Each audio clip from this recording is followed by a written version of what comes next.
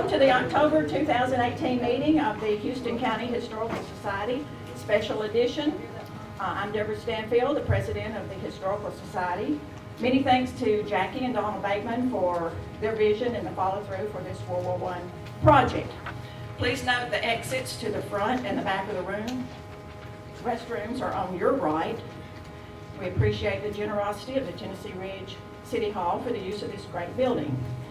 If you would, please turn your phones to vibrate or turn them off or whatever you need to do. World War I. It was also known as the Great War, since there was no other world war to have any number associated with it. It was a short war in terms of months for the United States, entered on April 6, 1917, and ended on November 11, 1918. The war actually began in 1914, and the U.S. tried to stay neutral, but ties to Britain and the fact that our ships, were being sunk by German U-boats, among other things, led to the U.S. to become involved. It was one of the deadliest conflicts in history involving both military and civilian casualties. We have tried to capture some of the stories of our Houston County soldiers for you today, here on the side. Also note the memorabilia we have on display. The folders for the 12 soldiers who lost their lives during service. Not all were killed in action. The health situations they encountered were the cause of some soldiers' death. Please stand for the presentation of the colors by the Houston County Boy Scout 305 and remain standing for the national anthem as recorded by the United States Marine Corps Band and the pledge.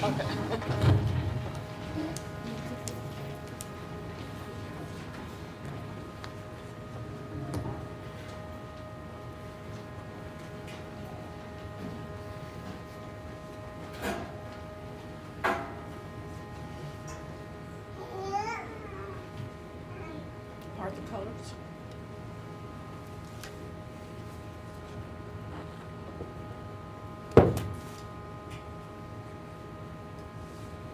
Two.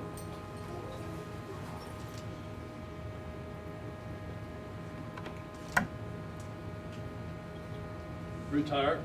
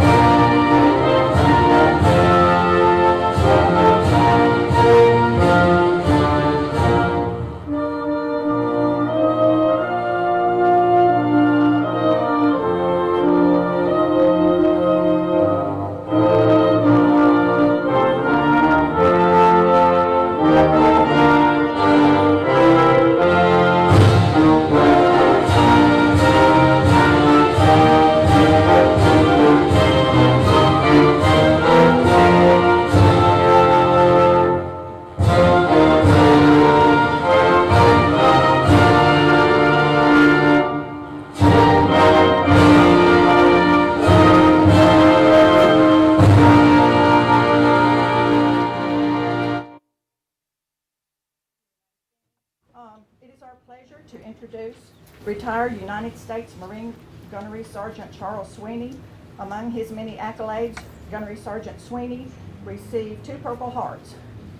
Sergeant Sweeney, we thank you for your service and would be honored if you would lead us in the Pledge of Allegiance to the flag.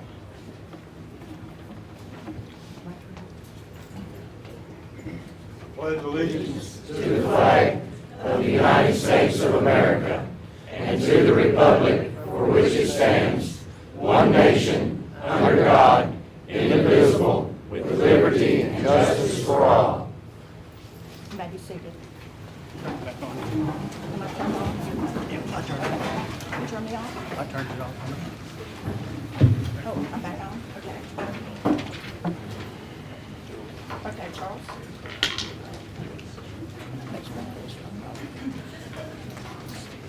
Good afternoon, ladies and gentlemen. I'm still a little young for World War I, but we're here to recognize the soldiers and Marines and sailors that fought in World War I. And as I mention their names, please stand and be recognized. Mr. Frank Cherry. Yes, sir. Thank you very much for your service.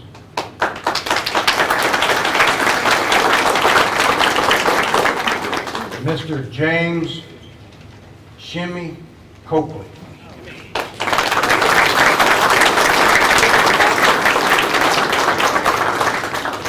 Thank you for your service. Mr. Fred Dotson.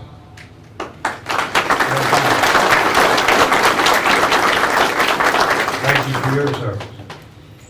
Mr. Russell Harris. Thank you for your service. And a Mr. Webb Mitchell. Thank you for your service. That's all the names that we have here. There was two that, there's one that didn't make it, Mr. Hugh Breeden. And there's one that's already passed, I understand a couple of years ago, Mr. James Earl Allsbrooks. We still want to thank them and their family. Thank you.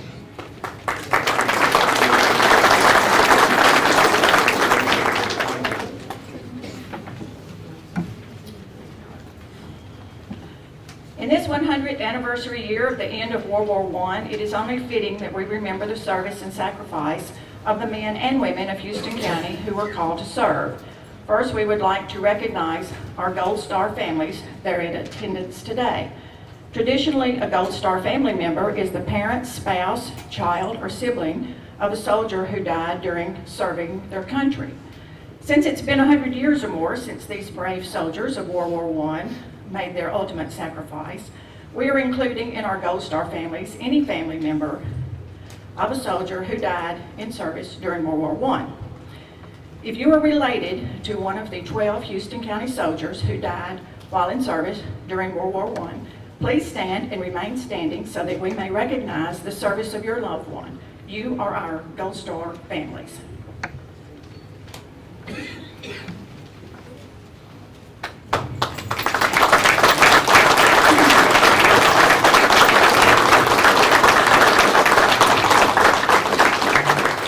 If you had a family member called to serve during World War I, please stand and remain standing so that we may recognize the service of your loved one.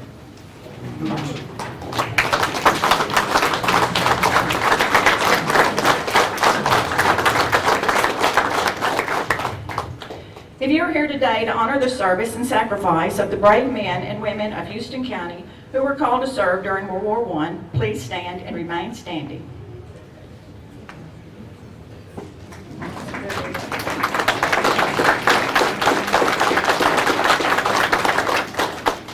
If there's anyone else, please stand.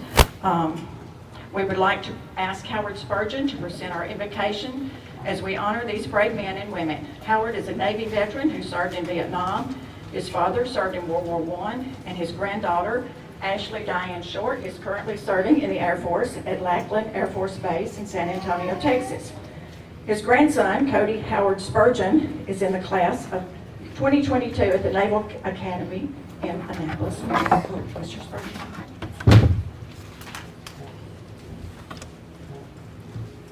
One minor correction to that, my father served in World War II, not World War I. So, let's all bow our heads to this. O Lord of God of hosts, stretch forth your almighty hand to strengthen the men and women of our armed forces. Give them wisdom in all things that they might serve you without stumbling or stain. Keep their families safe and sound during days of separation.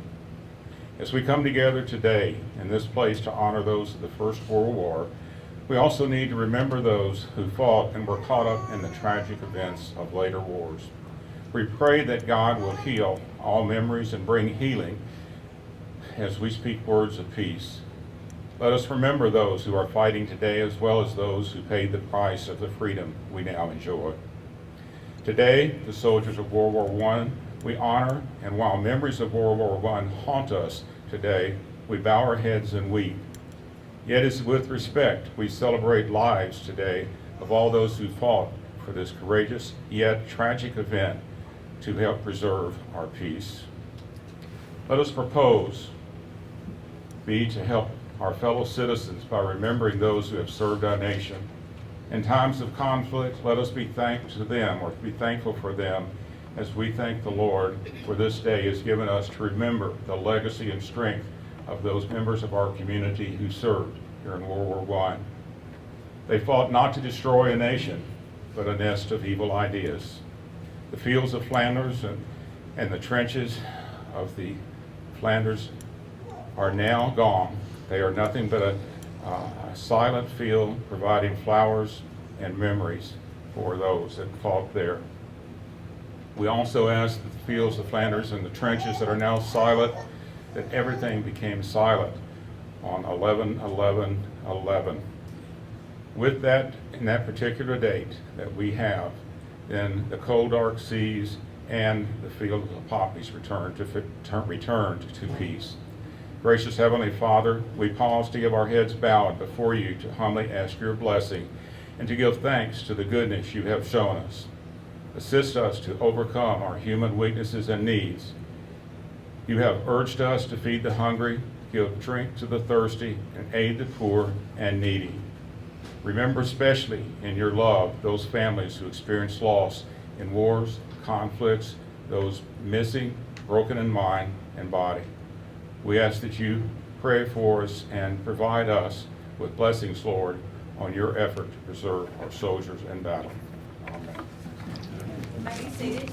So, Mr. Spurgeon, if you would take a second. We have a special request from your family.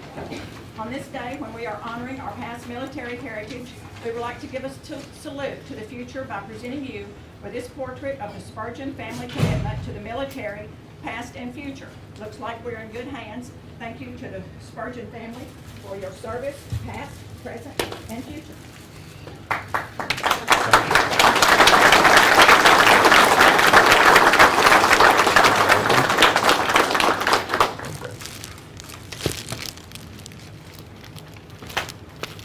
Okay. Please join me in welcoming Mr. Glenn Baggett, Air Force veteran and post commander of the American Legion Post 73 in Houston County, who will present a brief overview of World War I. Glenn had a great uncle who served in World War I. Mr. Baggett.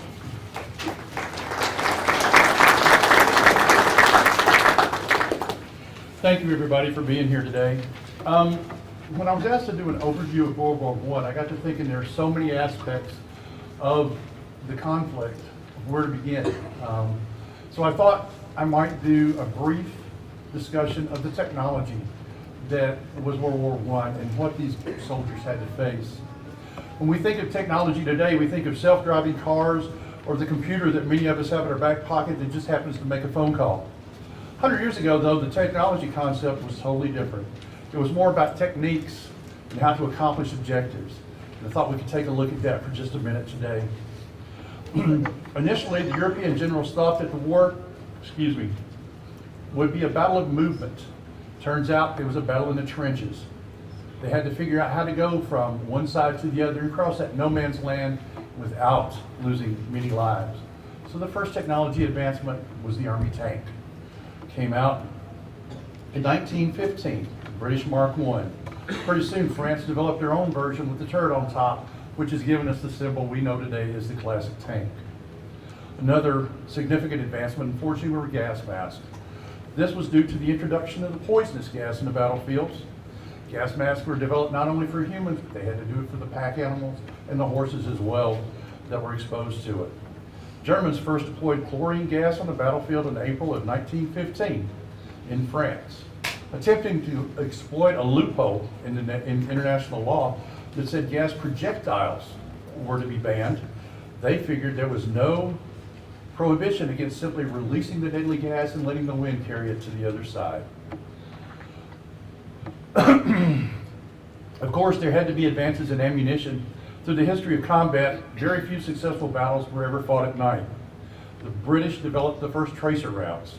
First efforts are not so successful, but in 1916, they deployed a version that trailed a green and white light and allowed them to see where they were going. These rounds not only eliminated that, but it turns out they ignited the hydrogen that the Germans were using in the Zeppelins, brought down many of them that way. Hand grenades and mortars also saw significant improvements, which also meant significant damage to the soldiers. We're going to skip this.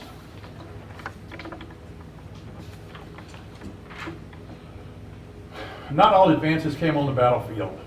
A new profession that is critical to today's world operation developed out of World War I. In the first days of flight, when a plane left the ground, the pilot was pretty much on their own.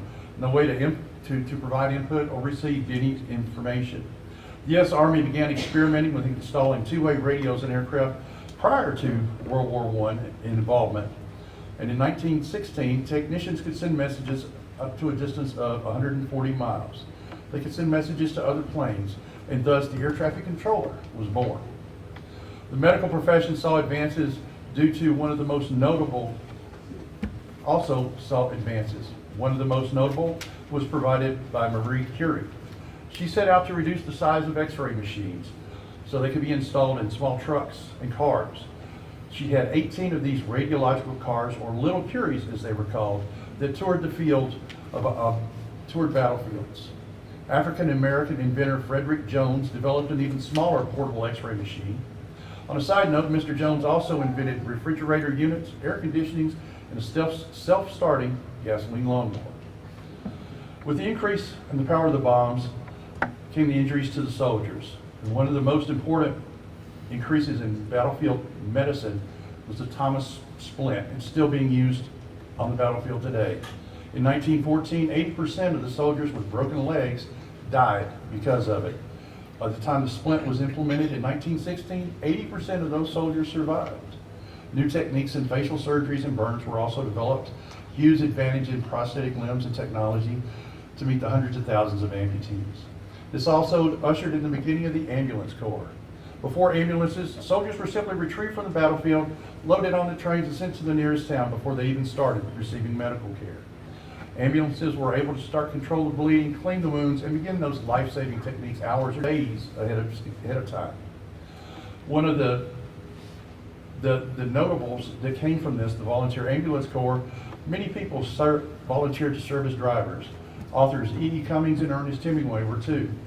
Businessmen Tony Hull, founder of the Indianapolis Motor Speedway, and Ray Kroc of the McDonald's Corporation also volunteered, even though the war ended before he got to serve.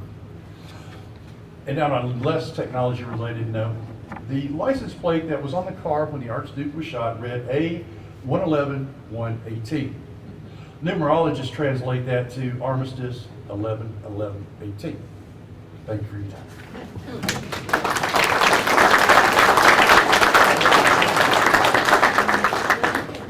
Thank you, Mr. Baggett. After the war was declared, many young men volunteered for service. Several young men from Houston County volunteered at the recruiting station in Cumberland City and were sent to Camp Sevier near Greenville, South Carolina for training. Many of the first draftees from Houston County were also sent to Camp Sevier for training. All of these men would be assigned to various regiments in the 30th Division of the Army, better known as Old Hickory Division. Camp Sevier was one of over 30 new training camps built to train soldiers for the war effort. The 30th Division was the first to arrive and the first to train at Camp Sevier, which was carved out of a 1,900-acre pine forest in rural South Carolina. The first order of business for the new recruits was to clear the pine trees, remove the stumps, and fill the holes. Approximately 50,000 men from Tennessee, North Carolina, and South Carolina arrived there for training in the fall of 1917. By November, a major outbreak of measles had occurred in Camp Sevier was under quarantine for 3 weeks. It was common practice back then for soldiers to write letters to their local newspapers back home, describing their experiences much like we might find on Facebook today. Although we do not have a letter from a Houston County soldier, We have a copy of a letter published in the Dixon Herald from a private S.A. Freeman, who was in the 105th Trench Mortar Battery of the 30th Army Division, which is the same division that many of our soldiers were in. His description of life at Camp Sevier is priceless. We have asked Mr. Bill Mayo to read Private Freeman's letter. Bill had 3 great uncles who served in World War I, and his father was a World War II veteran. Mr. Mayo.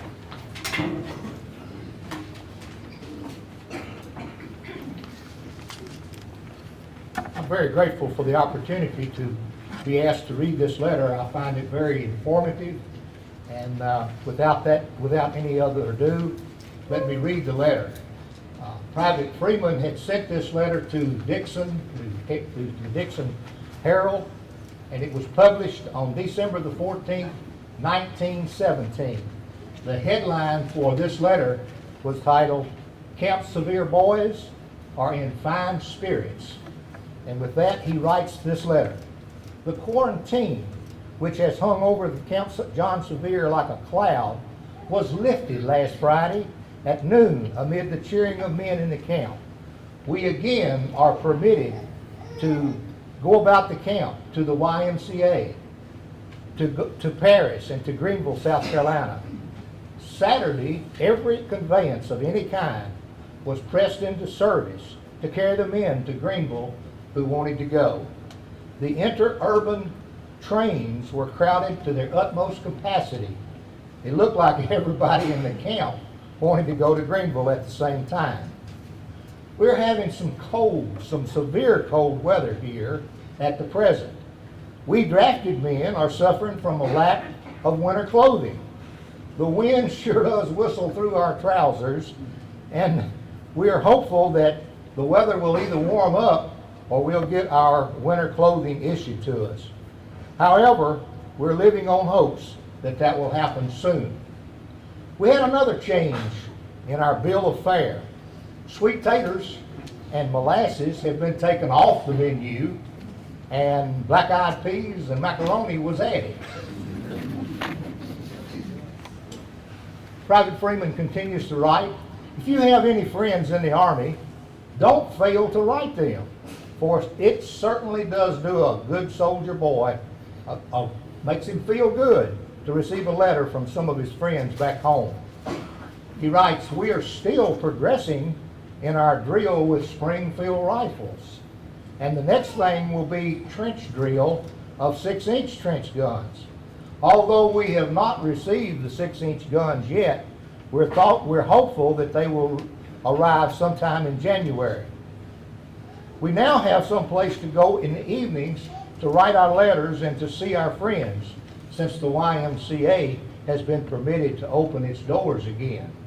It certainly was gloomy here while the quarantine was on, as we could not even get out of our company street. We're just like a bunch of chickens, he says, cooped up and running wild. The Y is the only place like home that the soldier and our boys could make good use of. There have been some good moves made in camp recently. There was the putting of hot water in the showers. We had been having to either take a cold shower or not at all. And with the warm water, with the hot water in the shower, there's less danger of us getting a cold. The number of men to the tent has been diminished also. Before the quarantine, there were 9 men in each tent, but now there are 5, which makes it more healthy. In our tents, we use We use candles as our light, as the electric system has not been installed yet. The boys have to cut their own wood, every stick of wood they burn in their tents. Wednesdays and Saturdays are now wash days for us soldier boys, and that is for all of us except those that send their laundry away. But most of us can wash as good as any laundry. It sure is a sight to see us with our sleeves rolled up above our elbows and a scrub brush scrubbing out the dirt of our uniforms, our clothing, and other paraphernalia. Well, We have to keep our clothes clean, we're told, and as a result of ourselves. So they issued us overalls that we might use them to keep our other clothes clean while we're doing tasks like cutting wood, grooming the horses, and etc. And we look like a bunch of rube farmers, he says, with those overalls on. And again, this letter was written by Private S.A. Freeman. He was part of the 105th Trench Mortar Battery of the 30th Division, Camp Sevier, Greenville, South Carolina, and he wrote this letter on the 11th day of December, 1917.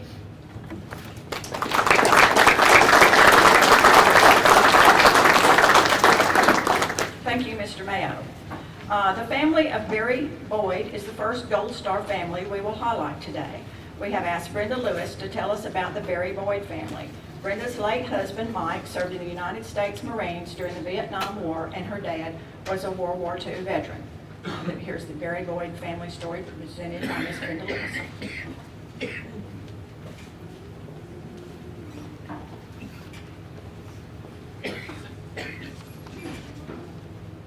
Barry Boyd enlisted at Cumberland City as an 18-year-old with his two older brothers, Jesse and William A. Boyd. They were all three assigned to the same company and sent to Camp Sevier, South Carolina, where Barry died of pneumonia during training, most likely as complications of the measles.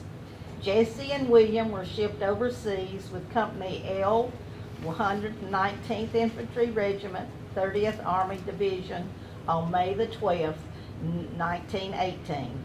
Of the 234 enlisted men in their company, 16 men were from Houston County and 38 men were from surrounding counties.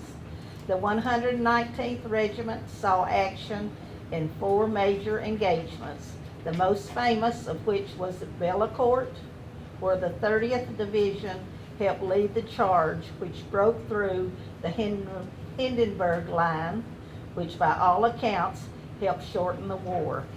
William A. Boyd was wounded on October the 17th, 1918, but continued to serve after his recovery. He returned home with his brother Jesse and the other members of his company after the armistice was signed. Barry Boyd's brother-in-law, Andrew Jackson Winters, also served overseas during World War I.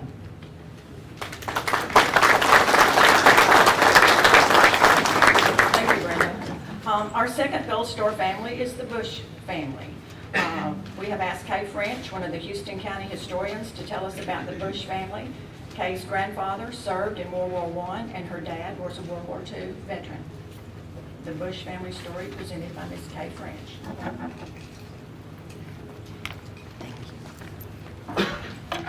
Fred Bush was a 24-year-old telegraph operator for the L&N Railroad in Milan, Tennessee, when he enlisted in the Navy.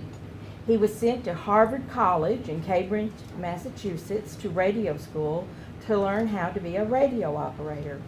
He was assigned to the USS Lakemore, which was torpedoed and sunk by a German U-boat on its maiden voyage from Norfolk, Virginia to England. Fred Bush perished, but 17 crew members did survive.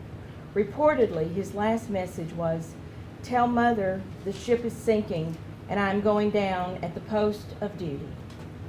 Fred's younger brother, Frank, was drafted less than 3 months after Fred's death. He was sent to Camp Gordon, Georgia.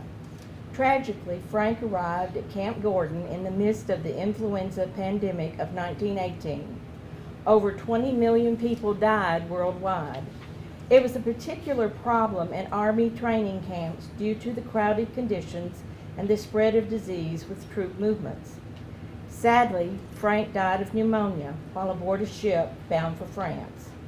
2 other Houston County men in his company, William A. Mathis and Edward Lee Mathis, both died of pneumonia shortly after reaching their destination. Pneumonia was often a fatal complication of that particular virulent strain of influenza. More men died of influenza in World War I than were killed in battle. Frank's body was returned home to Tennessee for burial in the Bush family cemetery near Danville. The Stewart County Times published an article in 1928 about Frank's dog, Buck, who stood vigil every night after his master's grave was for 9 years until his death. The family had built a doghouse near the grave for Buck to protect him from the elements. Mrs. Betty McIntosh Nolan even wrote a poem immortalizing the fallen soldier's faithful companion called A Tribute to a Soldier and His Dog.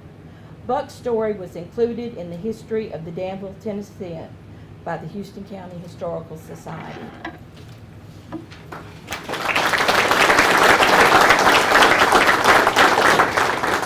Thank you, Ms. Kay. We have asked Rodney Lowe to tell us about our third Gold Star family, the Lewis family. Rodney is an Army veteran and his dad served in World War II.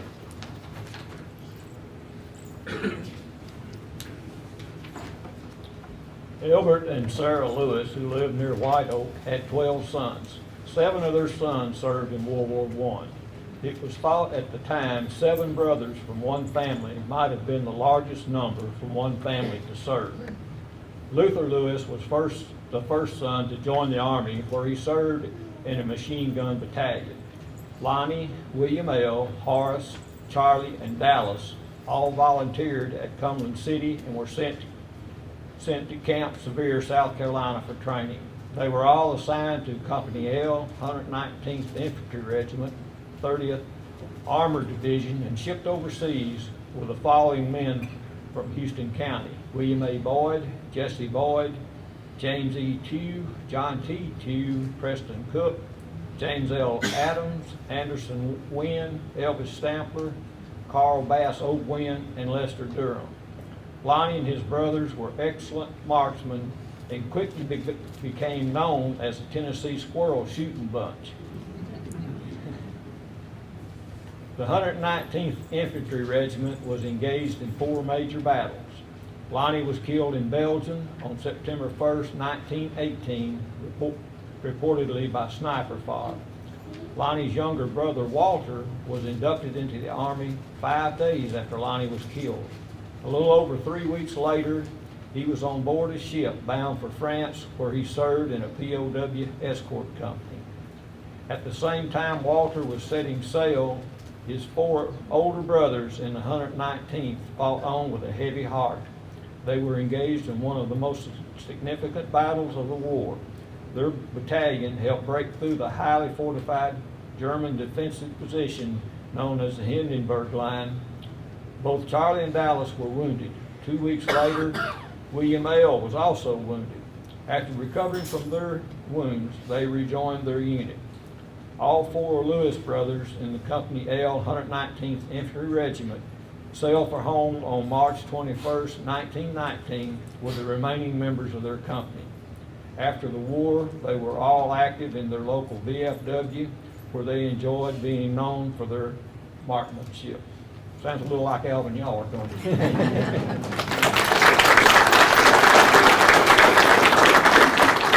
Thank you, Mr. Lowe.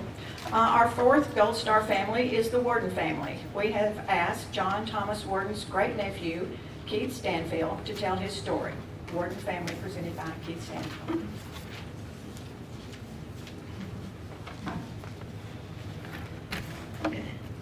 John Thomas Worden was my great uncle. He was the firstborn son of John Everett Worden and Sarah Harris Worden.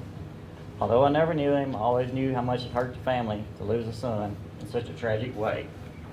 John Thomas Worden reported to the local draft board in Erin on August 17, 1918, just as the war was escalating, and the demand for more troops was high.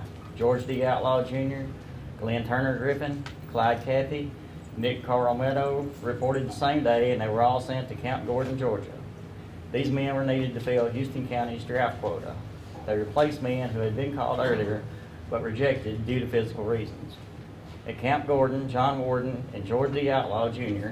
were assigned to the same company as George B. Hayes, Elmer H. Miller, and John H. Williams from Houston County. Their ship departed for France on September the 14th, 1918. They arrived in France September 21st, 1918. George D. Outlaw Jr. died of pneumonia a week and a half later on October the 1st.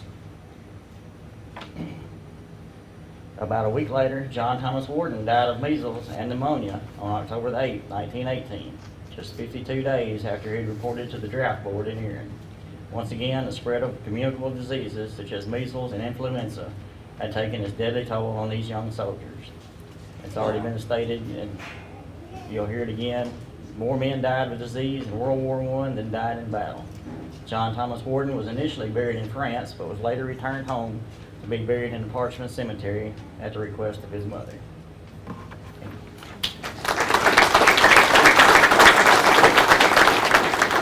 Thank you, Keith. On the home front, Houston County supported the war effort. The local Red Cross saw the benefit of several Red Cross fundraisers. We have invited Melissa Barker, Houston County Archivist, to tell us about Houston County's support of the war effort. Melissa's dad was a United States Air Force veteran.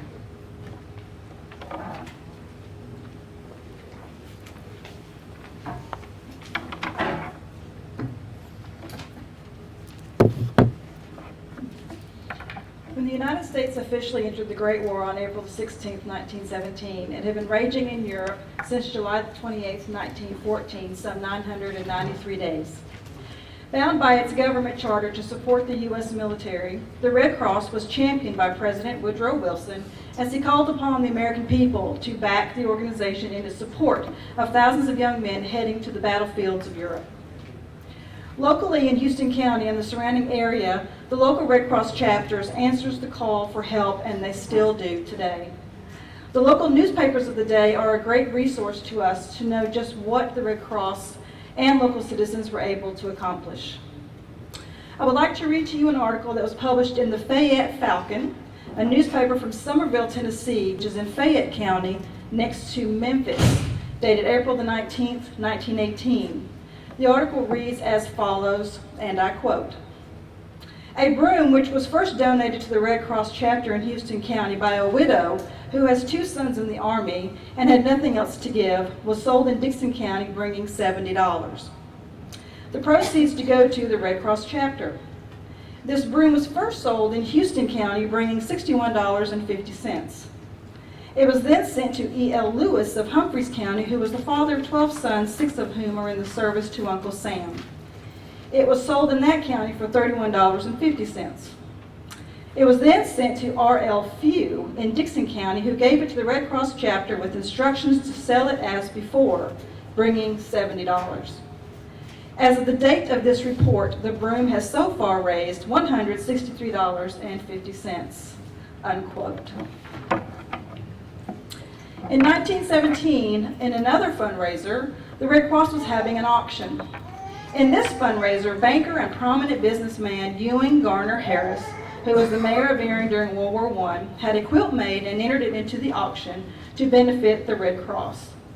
The Harris family had the quilt made with just the Red Crosses on the quilt with no names and entered it into the auction.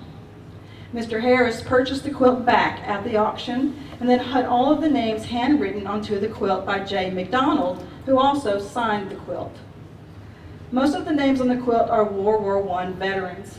The only history that can be found on J. McDonald shows that a J. McDonald served as a records recorder for the city of Erin while Mr. V.R. Harris was mayor. Also written on the quilt is German-American War, April 1917. Obviously a term that referred to the war before it came to be known as World War I.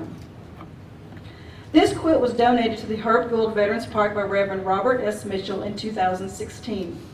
He acquired the quilt from Kathleen Norman, who was the daughter of Hunter Choate Harris. Mr. Harris and his brother, John Ewing Harris, were children of Kathleen Choate Harris and Ewing Garner Harris. Ewing Garner Harris was the son of Volney Rowe Harris, also known as V.R. Harris, and Lizzie Garner Harris. V.R. Harris was the first mayor of Erin and built a house in 1879 known as Casa Loma, which translates to house on the knoll or hill. Today this house is known as the Mitchum House. This house is on the National Historic Register as the V.R. Harris House. Mr. Ewan Garner Harris was also a mayor of Erin and a banker during the time of World War I. V.R. Harris is among those whose name is on the quilt. He served with the 117th Infantry overseas when the quilt was made. Through the efforts of Reverend Robert Mitchell, this beautiful quilt serves as a reminder to us all to continue to honor the service and sacrifices made during the war by those who came before us. In July of 2016, I was asked as the Houston County Archivist to be an advisor on the best way to preserve the quilt. That's when I discovered the name of Jeff Barker on the quilt. Jeff Barker is my husband's third great uncle. He was not one of my husband's ancestors that I was actively researching since he was only a third great uncle. While I am one of those genealogists that conducts research into everyone in my family tree and my husband's family tree, a third great uncle was not high on my priority to actively research. That was until I saw the World War I quilt. Jefferson Barker was born October 23, 1895 to George Washington Barker and Josephine Joanna Bernine. He lived most of his childhood and early teen years in Stuart and Tennessee Ridge. He registered for the draft on June 5, 1917 in Stuart County. On his draft registration card, it states that he was employed by James Lane making charcoal at Bear Springs. On October 3, 1917, Jeff Barker was inducted into the Army and served with Company F of the 117th Infantry. On May the 11th, 1918, he sailed from Brooklyn, New York on the ship Northumberland to fight in the war in Europe. According to military records, he was severely wounded in action on October 19, 1918. 5 months later, he sailed from St. Nazaire, France on the ship Pocahontas, arriving in Charleston, South Carolina on March 28, 1919. Jeff Barker was honorably discharged on April 15, 1919, after 1 year, 6 months, and 12 days service to his country. Jeff lived the majority of the rest of his life in Michigan, although the family remembers him making visits to Tennessee Ridge to visit Lanny and Ruth Barker at Grace Crossing. He married later in life and never had any children of his own that I have been able to find. Jeff died November 15, 1981, at the age of 86 years. He is buried with a military tombstone in the Mount Evergreen Cemetery in Jackson County, Michigan. We are fortunate to have this priceless quilt hanging here in the Tennessee Ridge City Hall today. We hope you take the time to look at it before you leave and remember that these men who served our country with honor. Thank you.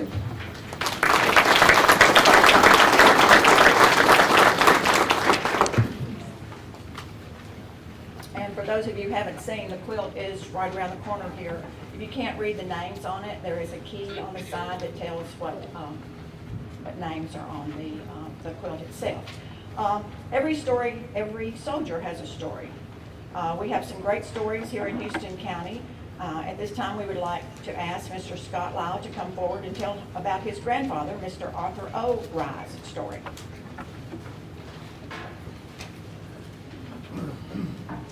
Thank you, Deborah. Good afternoon, everyone.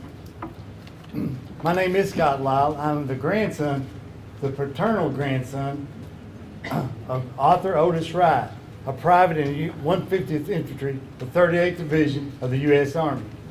Private Rye was born on September the 15th, 1892, and he died on June 26, 1951.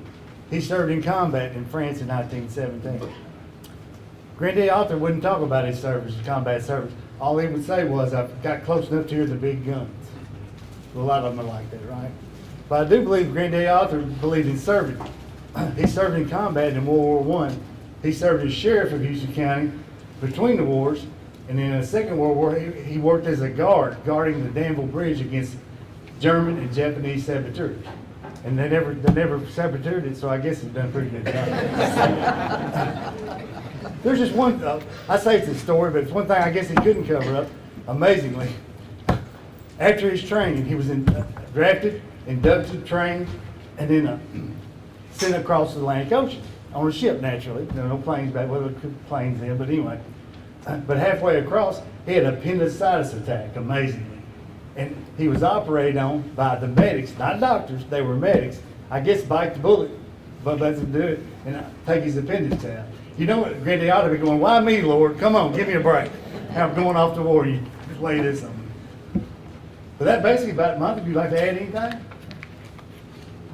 Mr. Sales Robbins told me the story over. Yeah, a local band, Thales Robbins, went, back in this day, this group stayed together from communities, and Thales Robbins went with Daddy and Granddaddy, and he said that after the operation, he offered to carry his bag. He offered him his blanket. Yeah, he offered his blanket. He said, no, he was fine, he was gonna make it. And then he offered him to help him carry his bag Yeah. when he got off the ship. Granddaddy said, that's fine, I got it, no problem. It's just an operation, let's go fight the war, right? Anything else? That's all. Thank you.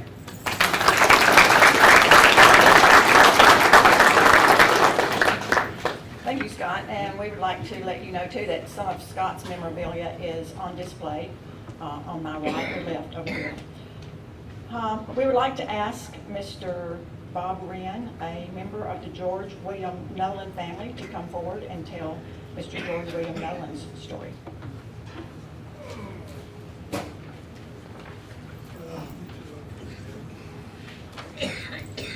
My grandfather was George William Nolan. I called him Daddy George, and I always wondered for a while why he had one leg. Well, he joined the Marine Corps in Memphis on February 11th, 1916.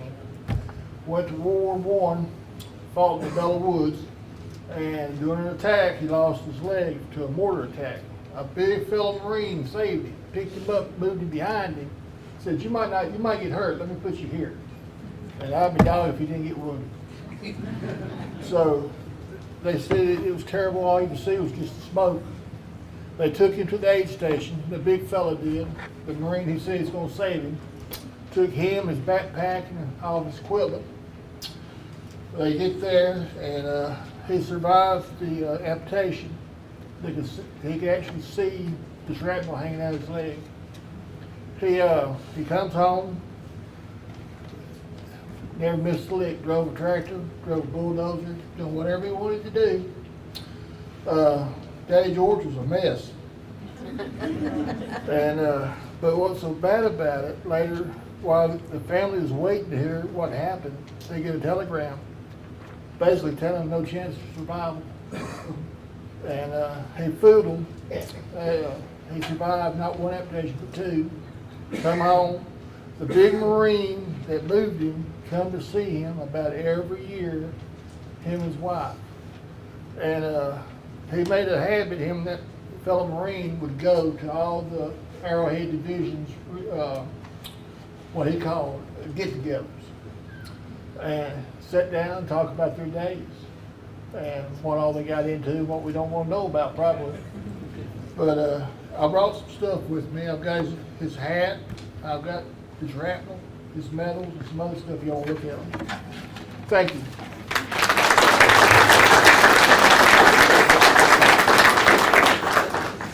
The display case that Bob brought also has part of the fragment that was removed from his granddaddy's leg.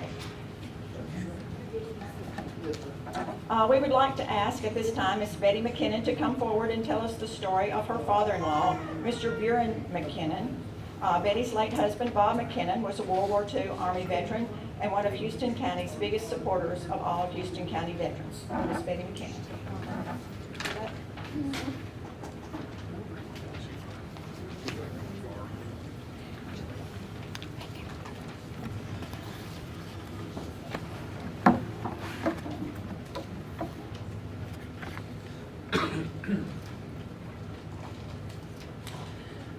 Thank you, Deborah.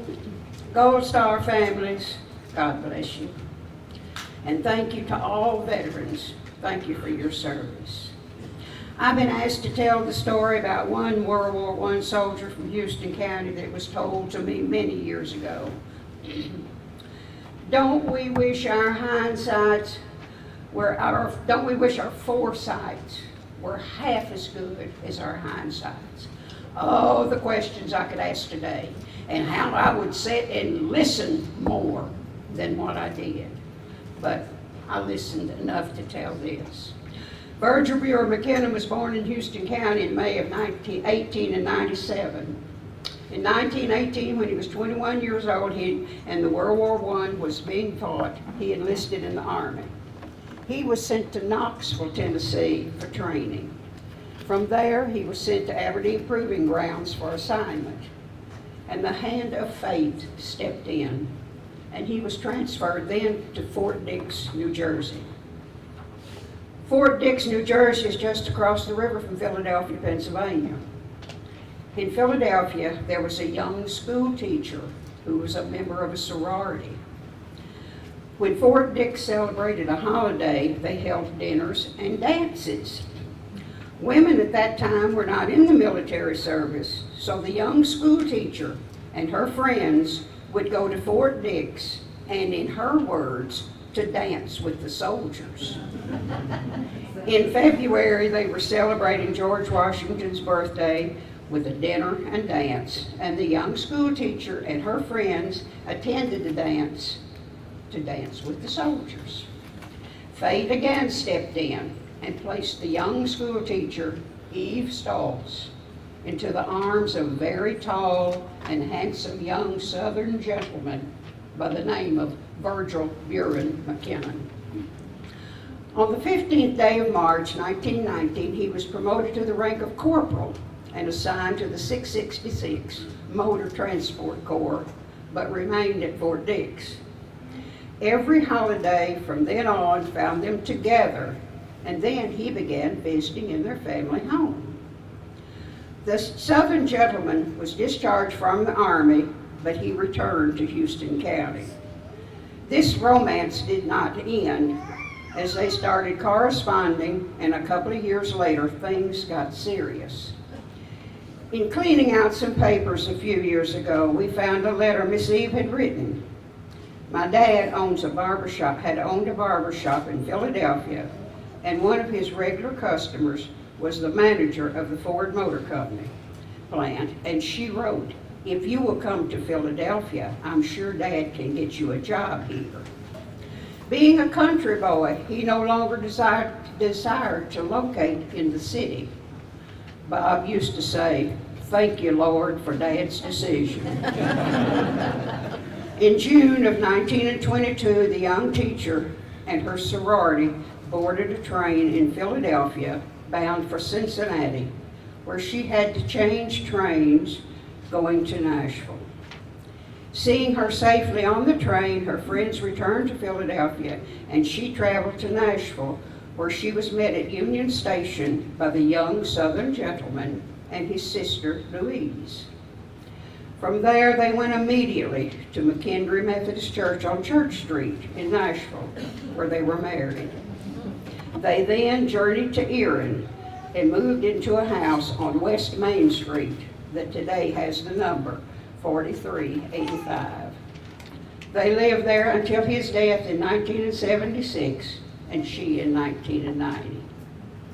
Imagine, if you will, a young lady, 25 years of age, coming from a city where she was used to paved streets, sidewalks, indoor plumbing, centralized heat, electricity 24 hours a day, and being able to go to New York City for voice lessons and attend her favorite, the Metropolitan Opera, and then moving to Erin, where we had open sewers, dirt streets, outhouses, coal stoves in one room for heat, a hand pump or cistern for water, and electricity that was on only a few hours a day, if that much. She must have loved him dearly and with her whole heart, because she stayed without regret until her death 68 years later. You have heard the stories of war and its casualties, so I would like to end this commemoration on a happier note. If it were not for World War I, would the young Southern gentleman had ever met the young school teacher from Philadelphia? I doubt it.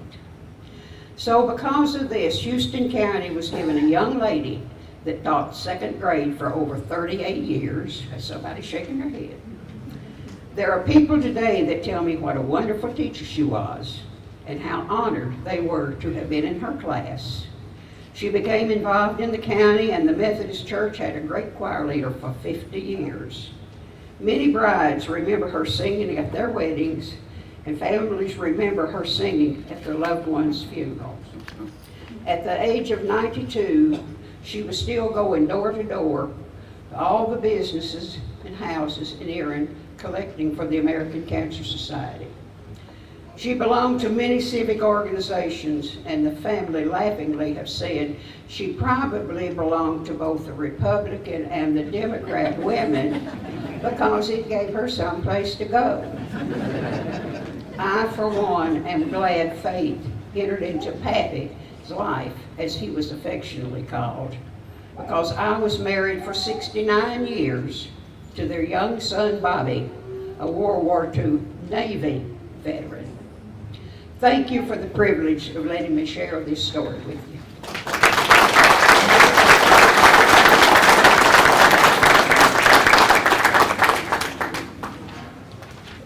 Thank you, Miss Betty. As we close our program, we will honor the 12 men from Houston County who died while in service during World War I. After the reading of the poem In Flanders Field, which immortalized the fallen soldiers of World War I, each name will be read and the bell will toll. When all of our fallen soldiers have been recognized, taps will be played, which will conclude our program. We hope that you will stick around for refreshments, and please look at the information and artifacts we have collected. We have so much information on display that we did not have time to present. Please join us. Now we would like to ask Ms. Hannah Mehta to come forward and share the most famous poem of World War I, In Flanders Fields, written by John McCrae. Hannah's great-grandfather, Nick Mehta, served in World War I.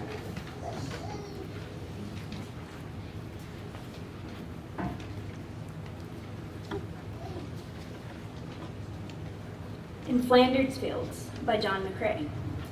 In Flanders Fields the poppies blow, between the crosses row on row that mark our place.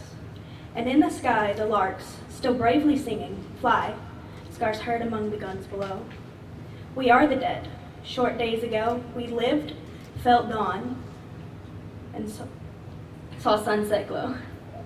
Loved and were loved, and now we lie in Flanders Fields. Take up our quarrel with the foe. To you from failing hands we throw the torch.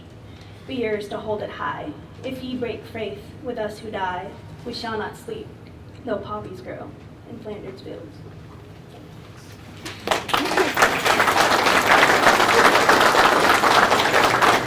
We're asking Mr. Herb Gould, a retired Navy veteran, to come forward and help us honor the 12 Houston County men who died during service during World War I.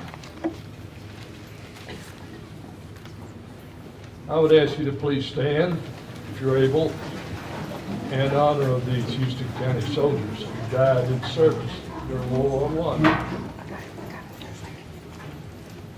J.B. Barry Boyd, Albert Franklin Frank Bush, William Frederick Fred Bush, Alonzo McGregor Lonnie Lewis, Edward Lee Mathis, William Alfred Mathis, George Dedrick Outlaw Jr., John N. Reddick, Oscar Ross, Roger William Spears, John Thomas Warden, and Walter Howard Wyatt.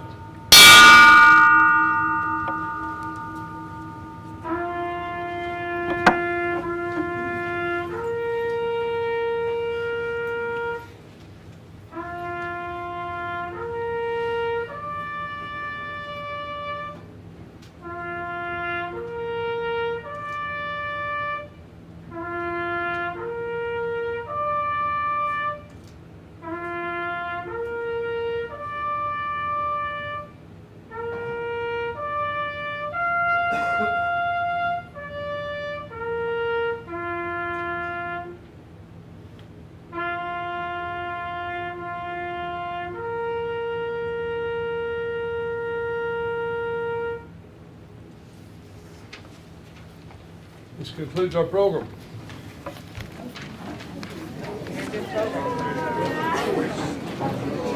Well,